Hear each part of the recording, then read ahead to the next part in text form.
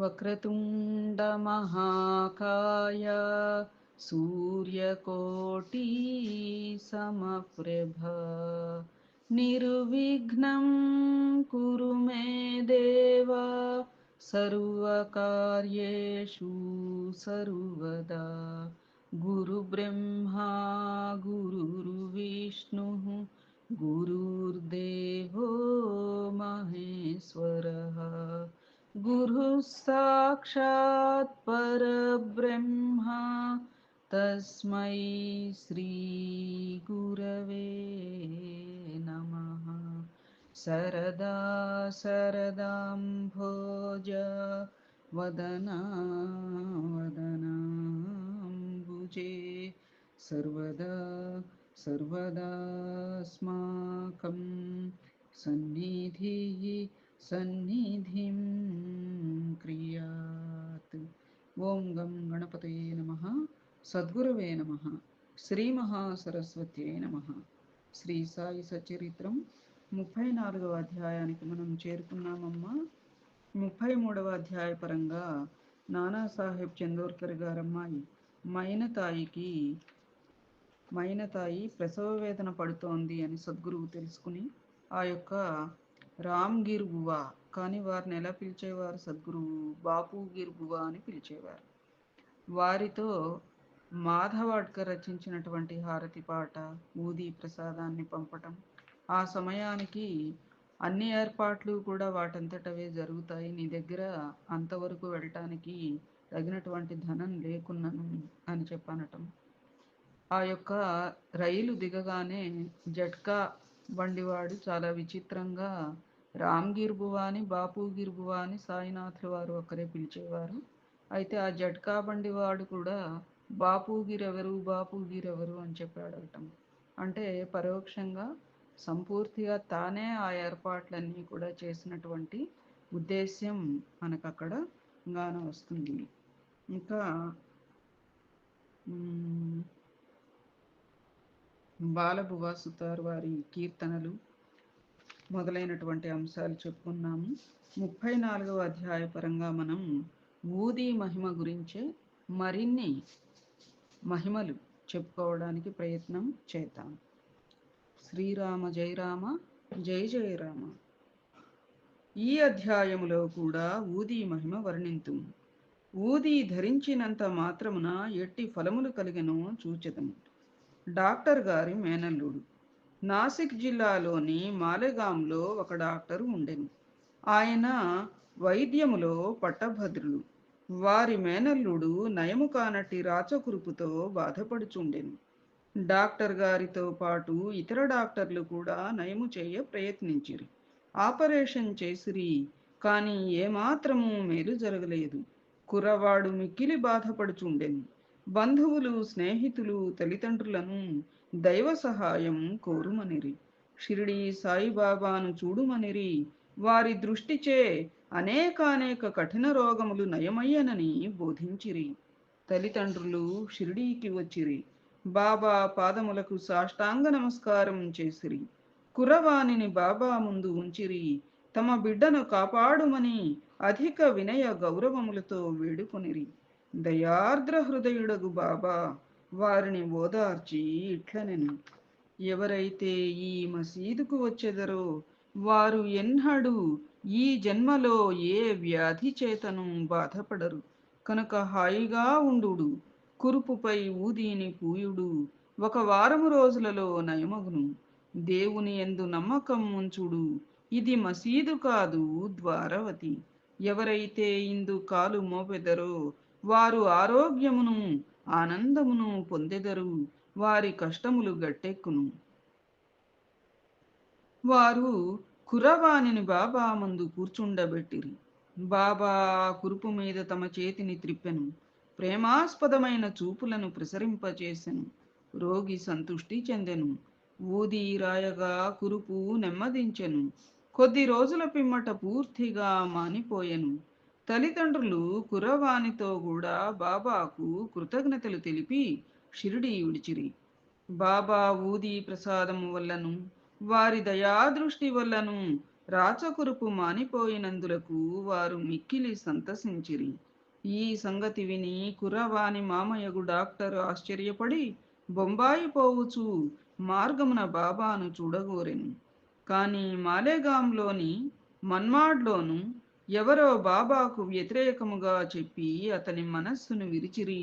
కావున అతడు షిరిడీకి పోవటం మానుకొని తిన్నగా బొంబాయి చేరెను. తనకు మిగిలిన సెలవులు అలీబాగ్లో గడపవలెను అనుకొనెను. బొంబాయిలో 3 రాత్రులు వరుసగా ఒక కంఠధ్వని ఇంకనూ నన్ను నమ్మవా అని వినిపించెను. వెంటనే డాక్టర్ తమ మనస్సును మార్చుకుని షిరిడీకి పోవ నిశ్చయించుకొనెను. అతను బొంబాయిలో ఒక రోగికి అంటుజ్వరమునకు చికిత్స చేయుచుండెను. రోగికి నయము కాకుండెను. అంటు జ్వరం అంటే ఈ వైరల్ ఫీవర్లు ఇట్లాంటివి ఉంటాయి చూడండి. అదంటే వాళ్ళకే కాక వాళ్ళ దగ్గర కూర్చున్న వాళ్ళకి వైద్యం చేసే వాళ్ళకి కూడా వచ్చేటువంటి అవకాశం ఉంటుంది కదా, అట్లా ఆ రోగికి నయం కావటం లేదుట. కనుక షిరిడీ ప్రయాణం వాయిదా పడును అనుకునేను. కానీ తన మనస్సులో బాబాను పరీక్షించదలచి రోగి యొక్క వ్యాధి ఈనాడు కుదిరినచో రేపే షిరిడీకి పోయేదను అని అనుకునేను. జరిగిన చిత్రం ఏమనగా సరిగ్గా మనోనిశ్చయం చేసినప్పటి నుంచి జ్వరము తగ్గుటకు ప్రారంభించి త్వరలో సామాన్య ఉష్ణతకు దిగెను. టెంపరేచర్ నార్మల్ వచ్చిందనమాట. డాక్టర్ తమ మనోనిశ్చయం ప్రకారం షిరిడీకి వెళ్ళాను. బాబా దర్శనము చేసి వారి పాదములకు సాష్టాంగ నమస్కారమునర్చెను. బాబా అతనికి గొప్ప అనుభవమును కలుగచేయుటచే అతడు బాబా భక్తుడాయను. అక్కడ 4 రోజులుండి బాబా ఊదీతోనూ ఆశీర్వచనములతోనూ ఇంటికి వచ్చెను.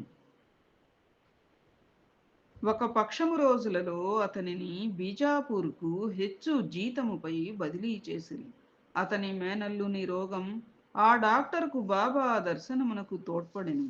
అప్పటి నుండి అతనికి బాబా యందు భక్తి కుదిరెను. తదుపరి అంశం డాక్టర్ పిళ్ళే.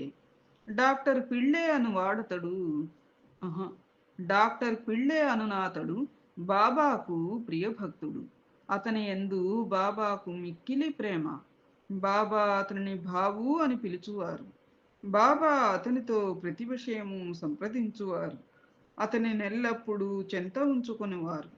ఒకప్పుడు ఈ డాక్టరు గినియా పురుగులచే అంటే నారిపుండు పురుగులచే నారిపుండుచే బాధపడింది.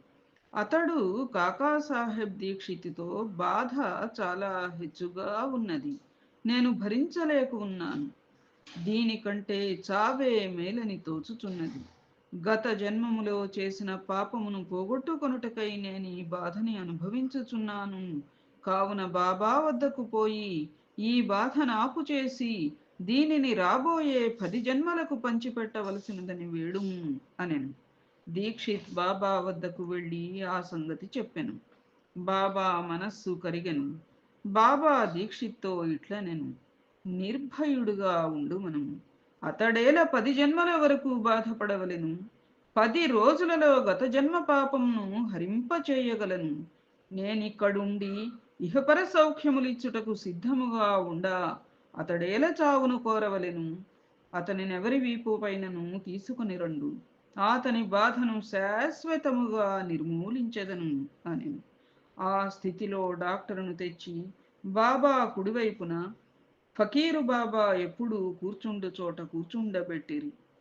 బడే బాబా కూర్చుంటూ ఉంటారని చెప్పుకున్నాం కదా, ఆ చోట్ల బాబా అతనికి బాలీసునిచ్చి ఇట్లనెను, ఇచ్చట నెమ్మదిగా పరుండి విశ్రాంతి తీసుకొను. అసలైన విరుగుడు ఏమనగా గత జన్మ పాపములు అనుభవించి విమోచనం పొందవలెను. మన కష్టసుఖములకు మన కర్మయే కారణం. వచ్చిన దానిని ఓర్చుకొను. అల్లాయే ఆర్చి తీర్చువాడు. వానినెల్లప్పుడూ ధ్యానించుము. అతడే నీ క్షేమమును చూచును. వారి పాదములకు శరీరము, మనస్సు, ధనము, వాక్కు సమస్తము అర్పించుము. అనగా సర్వస్య శరణాగతి వేడుము. అటుపై వారేమి చేసెదరో చూడుము. నానాసాహెబ్ కట్టుకట్టెననియు కానీ గుణమేయలేదనియు డాక్టర్ పిళ్ళే చెప్పాను. బాబా ఇట్లనెను, నానా తెలివి తక్కువవాడు. కట్లు విప్పుము, లేనిచో చచ్చెదవు. ఇప్పుడే ఒక కాకి వచ్చి పొడుచును, అప్పుడు నీ కురుపు నయమగును అనెను. ఈ సంభాషణ జరుగుచుండగా అబ్దుల్ వచ్చి మసీదు శుభ్రము చేసి దీపములు బాగు చేయుచుండగా అతని కాలు సరిగ్గా పిళ్ళే కురుపు మీద హఠాత్తుగా పడెను. కాలు ఆచి ఉండెను.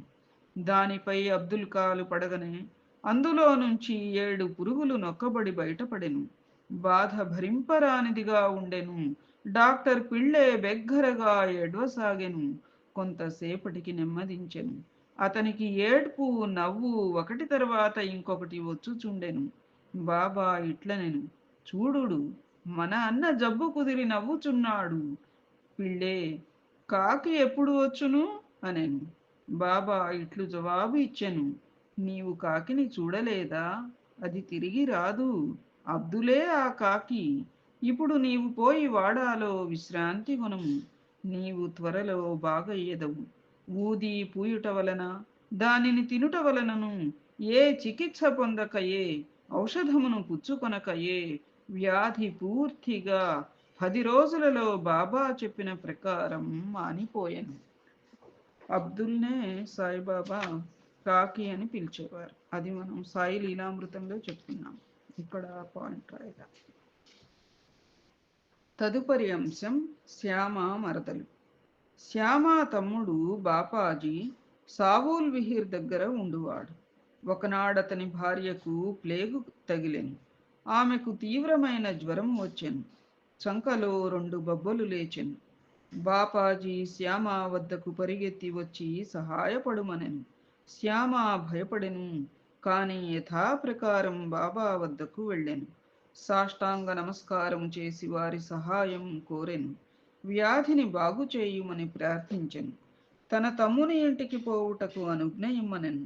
బాబా ఇట్లనెను, ఈ రాత్రి సమయమందు వెళ్ళవద్దు. ఊది పంపుము. జ్వరమును గాని బొబ్బలను గాని లక్ష్య పెట్ట అవసరం లేదు. మన తండ్రియును యజమానియును ఆ దైవమే. ఆమె వ్యాధి సులభముగా నయమగును. ఇప్పుడు వెళ్ళవద్దు. రేపటి ఉదయం వెళ్ళుము. వెంటనే తిరిగిరమ్ము అనెను. బాబాకు ఆహా శ్యామాకు బాబా ఊది ఎందు సంపూర్ణ విశ్వాసం ఉండెను. బాపాజీ ద్వారా దానిని పంపెను. బొబ్బలపై దానిని పూసి కొంత నీళ్లలో కలిపి త్రాగించిరి. దానిని తీసుకొనిన వెంటనే బాహా చెమట పట్టెను. జ్వరము తగ్గెను. రోగికి మంచి నిద్ర పట్టెను. మరుసటి ఉదయం తన భార్యకు నయమగుట చూచి బాపాజీ ఆశ్చర్యపడెను. జ్వరము పోయెను. బొబ్బలు మానెను. మరుసటి ఉదయము శ్యామ బాబా ఆజ్ఞ ప్రకారం వెళ్ళగా ఆమె పొయ్యి వద్ద తేనీరు తయారు చేయుచుండట చూచి ఆశ్చర్యపడెను. టీ కాస్తోందన్నమాట. తమ్ముని అడుగగా బాబా ఊది ఒక్క రాత్రిలోనే ఆ బొబ్బలని జ్వరమును బాగు చేసిననెను. అప్పుడు ఉదయము వెళ్ళు, త్వరగా రమ్ము అను బాబా మాటల భావం శ్యామ తెలుసుకొనగలిగెను. టీ తీసుకొని శ్యామ తిరిగి వచ్చెను. బాబాకు నమస్కరించి ఇట్లనెను, దేవా, ఏమి నీ ఆట? మొట్టమొదట తుఫాను లేపి మాకు అశాంతి కలగచేసెదవు. తిరిగి దానిని శాంతింపచేసి మాకు నెమ్మది ప్రసాదింతువు. బాబా ఇట్లనెను, కర్మ యొక్క మార్గం చిత్రమైనది. నేనేహీ చెయ్యకున్నను నన్నే సర్వమునకు కారణభూతునిగా ఎంచెదరు. అది అదృష్టమును బట్టి వచ్చును. నేను సాక్షీభూతుడను మాత్రమే. చేయువాడు ప్రేరేపించువాడు దేవుడే. వారు మిక్కిలి దయార్ద్ర హృదయులు. నేను భగవంతుడను కాను, ప్రభువును కాను. నేను వారి నమ్మకమైన బంటును. వారినెల్లప్పుడూ జ్ఞాపకం చేయుచుందును. ఎవరైతే తమ అహంకారమును ప్రక్కకు త్రోసి భగవంతునికి నమస్కరించెదరో, ఎవరు వారిని పూర్తిగా నమ్మెదరో, వారి బంధములూడి మోక్షమును పొందెదరు. తదుపరి అంశం ఇరానీ బాలిక. ఒక ఇరానీ వాని అనుభవమును చదువుడు.